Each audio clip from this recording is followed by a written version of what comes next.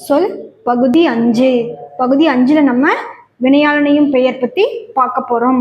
ஒரு வினைமுற்று பெயரின் தன்மையை அடைந்து வேற்றுமை உருபு ஏற்றும் ஏற்காமலும் வேறொரு பயனிலையை கொண்டு முடிவது வினையாளனையும் பெயராகும்.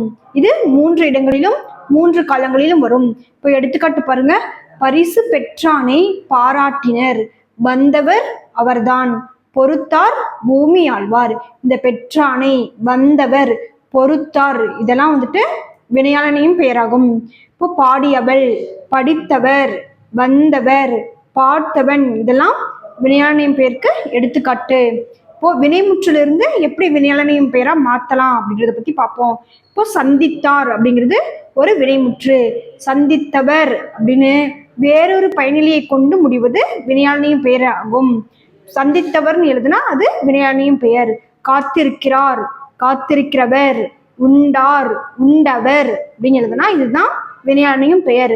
இப்போ பாருங்க, வேர்ச்சொல் இருந்துட்டு எப்படி வினையாளனையும் பெயரா மாத்தலான்னு. உன் அப்படிங்கிறது ஒரு வேர்ச்சொல். உண்டவர் அப்படின்னு சொன்னா அது வினையாளனையும் பெயர்.